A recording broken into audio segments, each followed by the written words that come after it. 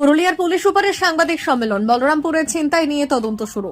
বলরামপুরে রবিবার রাতে মাত্র 15 মিনিটের ব্যবধানে জোড়া ডাকাতির ঘটনায় এলাকায় ব্যাপক আতঙ্ক ছড়িয়েছে। এ ঘটনার পরিপ্রেক্ষিতে সোমবার সকালে একটি সাংবাদিক সম্মেলন করেন পুরুলিয়া জেলা পুলিশ সুপার অভিজিৎ বন্দ্যোপাধ্যায়। তিনি জানালেন, ইতিমধ্যে এই জোড়া ছিনতাইয়ের ঘটনা তদন্ত শুরু করা হয়েছে। দুষ্কৃতীরা পার্শ্ববর্তী ঝাড়খণ্ড রাজ্যের নাকি স্থানীয় কোনো চক্রের সঙ্গে জড়িত তা এখনো স্পষ্ট নয়।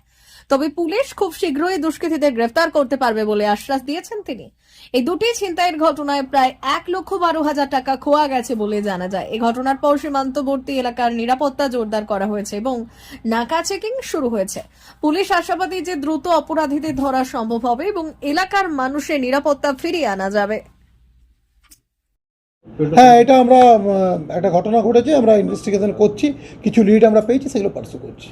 কি প্রাথমিকভাবে কি মনে হচ্ছে যে ঝাড়খণ্ড থেকে এইসব কাণ্ডগুলো হচ্ছে সব? এটা বলার মতো এরকমভাবে এখনো পর্যন্ত সময় আসেনি। আমরা আশা করি খুব তাড়াতাড়ি মিসক্রিয়েন্স যারা আছে ইনভলভ তাদেরকে আমরা অ্যারেস্ট করতে পারবো, তারপর ওনারা জানতে পারবো। আমরা কি স্থানীয় যোগেই রয়েছে? স্থানীয় যোগ কি বাইরের যোগ আমি আগেই বললাম, আপনি বোধহয় খেয়াল করেননি, শোনেননি। মিসক্রিয়েন্টসকে অ্যারেস্ট করার পরেই সেটা বলা যাবে। আপনাকে ব্রিফ করতে গিয়ে আমি কেসের ফেট সিল করবো না।